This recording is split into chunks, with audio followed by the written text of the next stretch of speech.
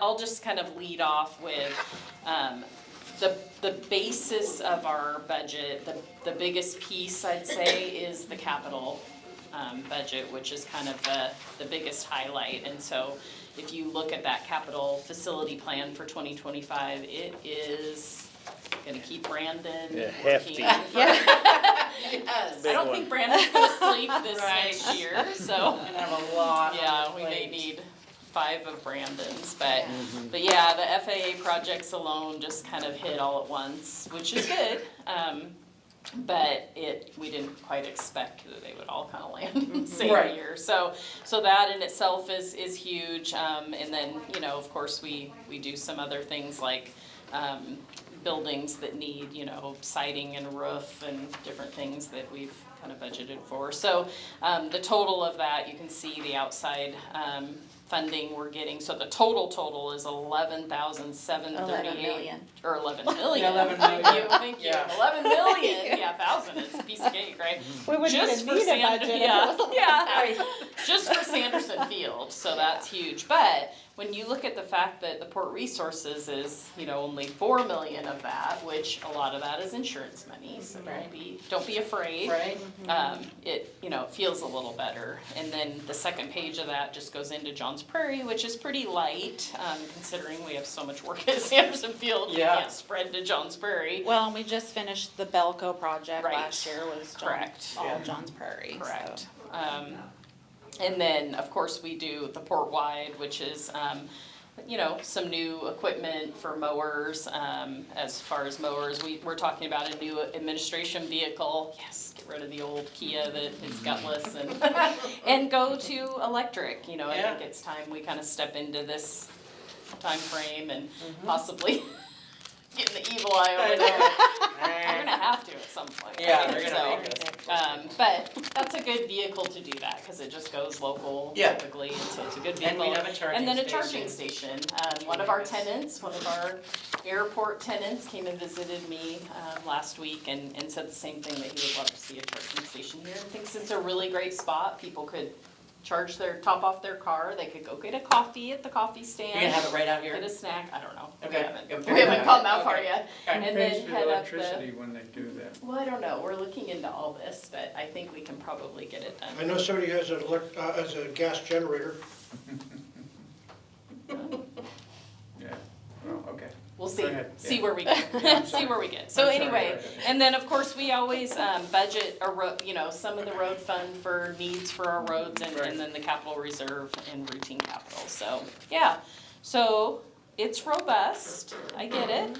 So we're spending 12 million, over 12 million anticipated, which we'll see what happens. But again, the port, you know, the port funding is a small piece of that when you look at the big picture, so. And so just to add to what Wendy was saying, you've been provided just the 2025 year, but I also included the 25 to 29, which kind of spreads out some of these projects because they, you know, straddle more than 1 years more often than not. But the bulk of the projects that we are doing are kind of coming to fruition in 2025, at least that's what we're anticipating. But just to expand on what Wendy said, as far as like Sanderson Field, because that is, again, the bulk of what we're projecting for our capital projects. In terms of where the funding is coming from, how much is being funded with outside funds, we're anticipating, so the port resources of the 11 million, 4.2 is coming from port resources. Within that 4.2 is over 3 million that is tagged as Endurus funds that we're to be reimbursed, or we would anticipate that coming in before the project started. And so when I calculated that out, about 7% of that total project, or all the projects, about 7% is coming from Port Cache, Wow. which is incredible. That's incredible. 93% It's of paid your for by other funding people. is paid for by other people, so Yeah, that's it's really, good. you know, Yeah. that really just goes to show how hard we have to work for that money. My budget's the same. And I know in the budget process, especially the capital project, it's bringing Brandon in the conversation and Wendy and Ned and making sure that we're trying to meet all the needs of the port and what, staff has identified as important projects. So, Brandon, do you have anything to add about specifics of projects? I don't think so, not unless you guys have any questions. I think we've kind of No, talked I don't about have any most of question. them. I just have a comment. This week in the PRTPO TAC meeting, discussed grant funding opportunities through the PRTPO, and ports can be included in that for transportation projects. We don't have any transportation projects at this point. However, if we do, we can put them in our scheme of harbor improvements, we can get on the PRTPO's list for grant funding requests. And generally, they all get approved. And I think we've had one or two PRTPO grants in the past, So years ago, but That not include much. rail, transportation, like rail associated or projects? airport, or only roads? Well, generally it's roads. Just Okay, roads. yeah.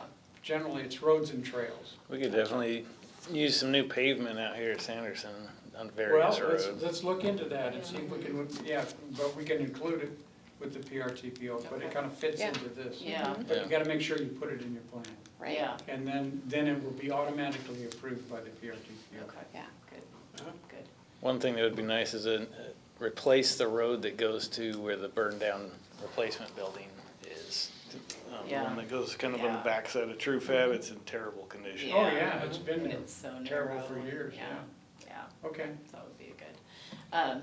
And I'm glad you brought up that scheme of harbor, comprehensive scheme of harbor improvements, which Right. we don't even have a harbor, but, because I think back early this year, we had talked about combining the budget with that new plan. And we always note in our resolution, every time we approve the budget, that it right, does affect or change that plan based Right. on what this says, this plan. Unfortunately, we just didn't have the time to do it get this that plan together for this but that's a timeframe. future thing to look at. Yeah, but we know that the scheme needs to be looked at and updated. Ours is okay. I mean, we've taken out the marina and we've done the needed updates. It's just, it's just old. So it's just kind of, Yeah. But hard, it hard to brings up read, but that we could be included for Yeah, funds if we yeah. make sure we include it. yeah, we'll in that definitely, we'll definitely get that. So that's on our list, as well as like the personnel, Tricia and I, so Brandon and I were working on comp scheme, and Tricia and I were working on personnel, and all those things are still coming. They just timing wise weren't ready for this. Cause ideally, I think we could do the comp scheme every year in line with the budget, cause you advertise them the same. Yeah. So that would make the most sense, but maybe next year.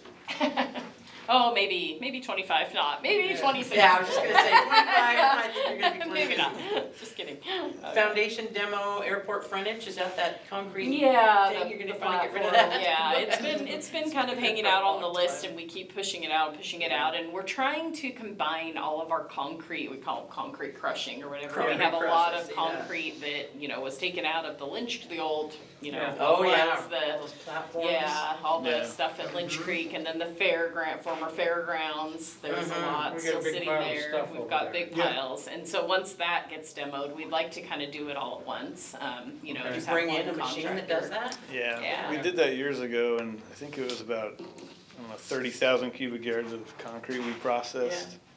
This would be way more than that. I mean, especially when we replaced the old tarmac that used to hold up the Sawtooth building. That all needs to Oh, come yeah. out to put the new foundation in. Oh, wow. That's gonna generate a massive amount of concrete. Yeah. So we'll add that to the mountain down there, and Concrete along with mountain. this foundation along the highway, and Yeah. Did we ever mobilize a find out crusher. what that is, or was, Yes, that I know what foundation? it was. Oh, What's that? It was the operations office for the base. Why'd they have such a big foundation? Where their office was, huh? Because it had to have elevation. Yeah, I was wondering too. something hidden underneath. Yeah. You're right, yeah, you got 3 stories below it. In case. Yeah. So anyway, that's on the plan, but, Okay. you know, it's those kinds of things that may or may not get done next year that, you know, are hopeful, but they can be pushed out if necessary. Okay, take it away. Okay, so moving on, I think that pretty much covers everything on our capital facilities plan. So going to the summary of our actual preliminary budget that's being presented, which unless there are any material changes, will end up being the document for our final budget for next week. One thing, so I did update the forms a little bit. I think in the capital budget, you can see it kind of flows a little bit better. Yeah, it does. So it's the page right behind the memo. Oh, okay. That was this one page. Yeah. So this is what we're just gonna focus on Okay. now. One thing I did add that I think is very, very useful, not just to the commission, but to the public in general that are looking at our budget. I did add what we anticipate our beginning cash and investment amount to be as of January 1st of 2025. Oh, cool. And then how our operating revenue and expenses and non-operating revenue and expenses kind of affect that number, and then provided you an ending balance. So it was particularly useful this year. Right. Where we're anticipating a decrease in cash overall due to the capital projects that we've outlined. And so it really shows, you know, kind of ensures or gives some sense of support that there, you know, the port does have the funds to pay for a decrease in cash at year end if that is how our budget ends up being. Well, to me, this was a super important piece because without that line item saying ending cash, the reader, you guys know maybe what's in the bank from Yeah. time to time, Right. but the They reader don't. would go, oh my Right. God, they're operating at a And they're $1.2 negative, million yeah. loss. Right. Like, are they gonna go out for a bond Right, or, you know, right. what's happening? Are they gonna cover that? Yeah, and Yeah. so it's clearly covered, it just kind of adds, and that's what we do on the financial statement, and I so like it's that a kind of lot. piecing it all together, so I think it was a great suggestion. Makes it very clear. Yeah. Yeah. So our beginning cash is anticipated at being approximately $6.7 million. We do not, according to the classification of our funds that we do have internal funds set aside for like bond payments and different, our water revenue, different things like that, but they're not really restricted under the terms of what the state auditor has identified. And so really, we're just looking at it as one fund that the port has. And so the top section is our operating revenue and expenses. Our Sanderson Field and Johns Prairie revenue, when I evaluated, because we have really set leases, we really can project pretty well what that revenue is going to be.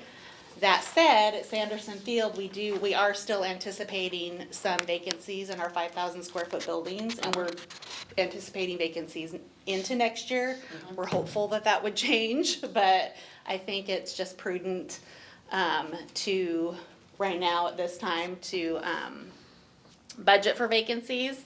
But that said, we also have had some changes in Sanderson Field where we've been able to lease property that was not under a prior lease prior to 2024. So some things have actually helped our revenue, Sanderson Field. But overall, our revenues are anticipated to increase about 15% over the prior year.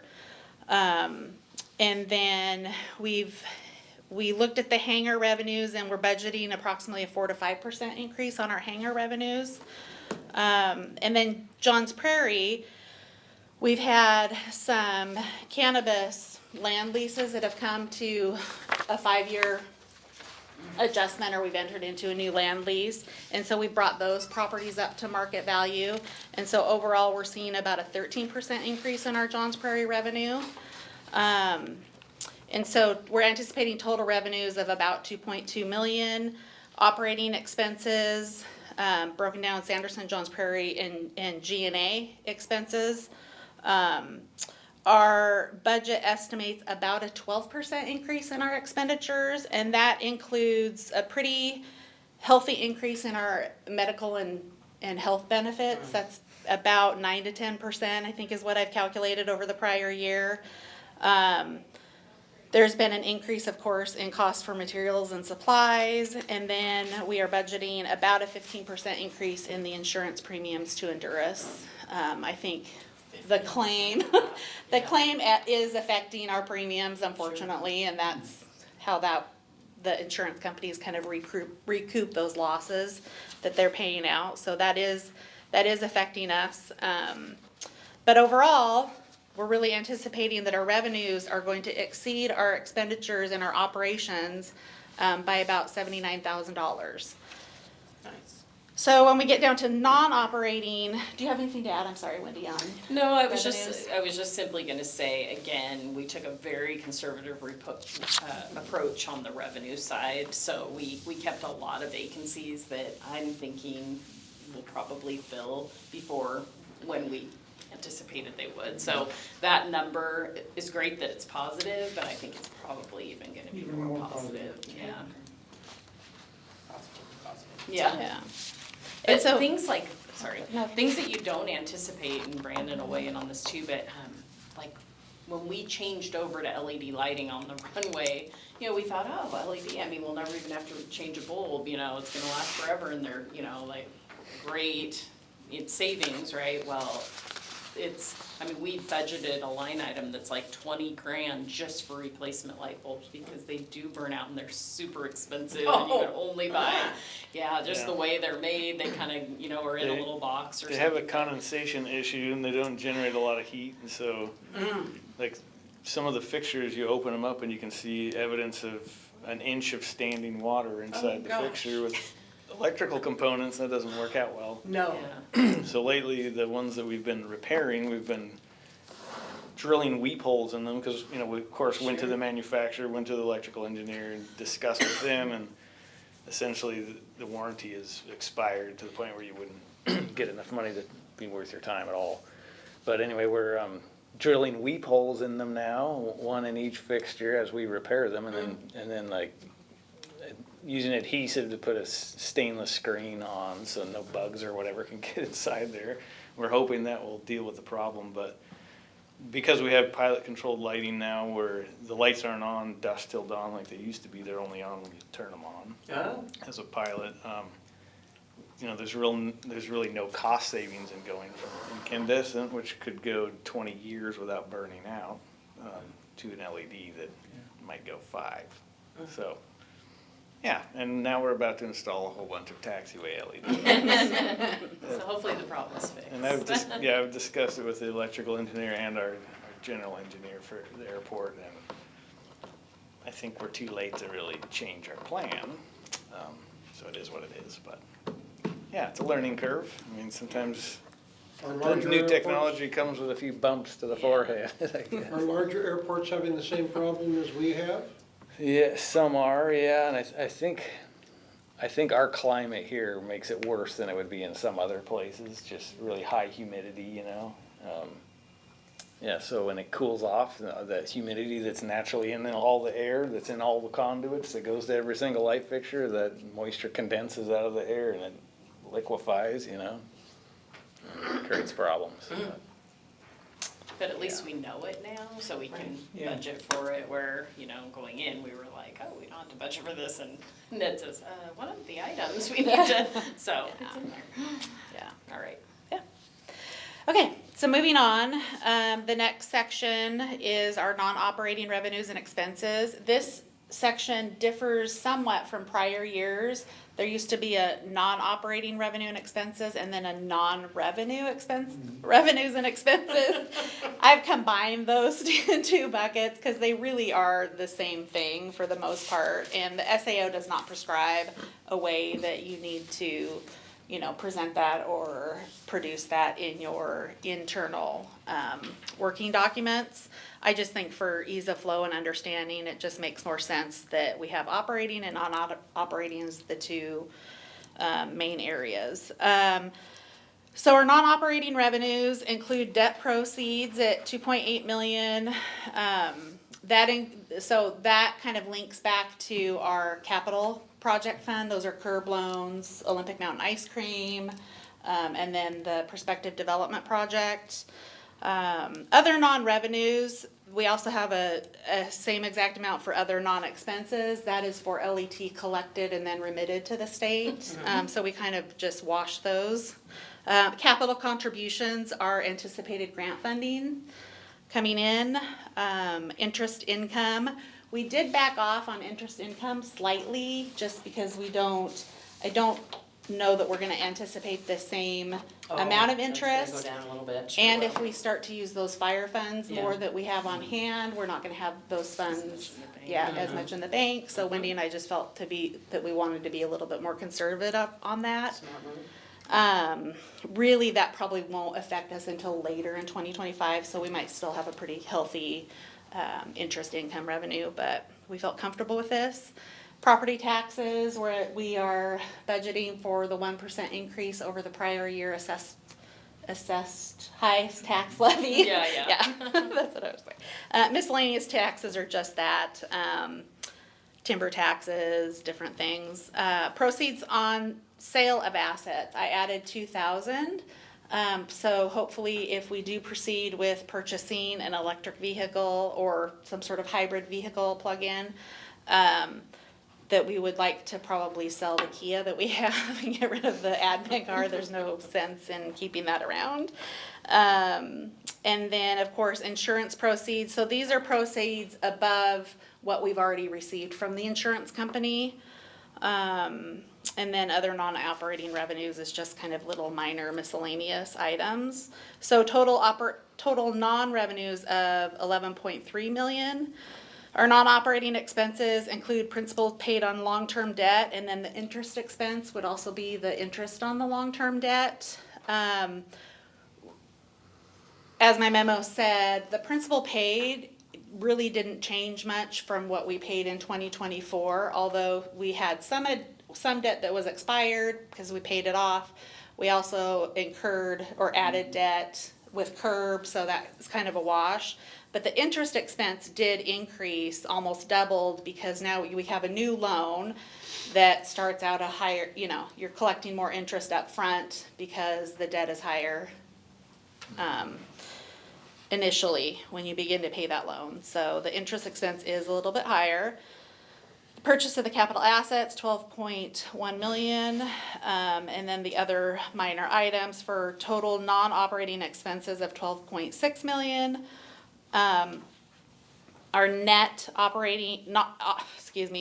non-operating revenue expenses, we're anticipating a decrease in our cash of 1.3 million. So when you take our operating revenue increase of cash and then offset that with the net non-operating revenue expenses, we're anticipating our cash will be affected to decrease by approximately 1.2 million. And that leaves us an ending cash and investments of 5.4 million at the end of 2025. Cool. And we'll get a bunch of stuff done. And let me just say on the long-term debt, you guys remember we celebrated that we paid off the Yeah. drinking water state revolving funds, both of them. And this next year we'll pay off our last of our GO bonds. So even though we have added the curb, different projects, we feel pretty good about, we paid off a lot of things, so it's really exciting. We're not just adding to debt. And just for purposes of explanation, a couple other documents that I'm not really gonna go over them, but just to explain, I did provide our long-term debt schedule. You can see the loans that have been paid off, I put when they were retired. I also provided a balance sheet previous year comparison as of August 31st. That was our last month that's been reconciled. And at the bottom, highlighted in gray, that gives you the amount. So if you look by August 31st, 2024, really just our unrestricted, I'm hesitant to use the term restricted and unrestricted because it's not really like we can use those funds, yeah. But what we haven't really identified as a purpose within the port, our unrestricted balance is 3.6 million, and our internally restricted funds is also 3.6, so a total of 7.3 in the bank as of August 31st. And then I did a calculation of anticipating, you know, our expenditures and revenues between September and the end of December to come up with that beginning balance. Oh, So this just goes to show reconciled, there's the number I'm starting to work with to get to that other, get to that, beginning balance number, so. That's all I had. Super. Thank you very much. You're welcome. Yeah, a lot of work. looks like you're ready. So, unless you have any other questions? No, geez, every year I'm impressed with how you guys do the budget. I mean, you know, you've done a good job since the entire time, well, the team has done a good job since, with various members. Yeah, Wendy's been the constant. yeah, Yeah, no, that's great. I'm just impressed with how well you do that. Thank you very much. Yeah, for sure. A lot of levels of detail. Yep. Yeah, it takes a And lot, I and it's, really appreciate the simplification of the reporting. Yeah. Yeah, me too. So even us Yeah. dummies can understand yeah, really what's going on. for sure. Because it's always been kind of a mishmash of how you figure it out Yeah. Yeah, in the past. It's been a much little clearer overwhelming now. for me. Yeah. For sure. Yeah. That's just not my, well, and just streamlining Right, that right, is just yeah. helpful, so it, you know, there should be an end product that everybody can look at and be able to Yeah. interpret and, yeah, so I tried to make it as streamlined as possible. I mean, next year there might be some more changes, you know, we never know. Yeah. But I don't anticipate I would get any more complicated Yeah, I than certainly do what I appreciate provided. it. Yeah, thank you. yeah, me Yeah. I know what the general public and we see is so simplified compared to what our state working with- auditor sees. Yeah. And I appreciate what you did for us and the general public. And I know the work that you've done for the state auditor. Thank you. Yeah, you're welcome, Wendy might touch on that in her report, where we're at on that audit, Stayed but on it. yeah, No. yeah. Yeah, So, we're gearing up. we're good. But So- it's, you know, it takes a village. I mean, this report is great to just throw out from QuickBooks and what we, you know, account for each month or each week or each year or whatever, but I mean, the project side is totally, you know, in Brandon's hands, and we all sit in a room and gather thoughts, and then Ned coming in on the maintenance side, and, you know, I mean, it's interesting, we've all worked together, minus Tricia, but she's pretty seasoned at this point, but, you know, we've all worked together so long that it, you know, I mean, our process is pretty good, and we all kind of know, we anticipate already what the others, you know, Ned's projects are Brandon's projects and vice versa, and, you know, they all come together and look pretty on a spreadsheet, so it works pretty good, but yeah, this is nice and simplified, again, Tricia worked tons on this, so really appreciate all the hard work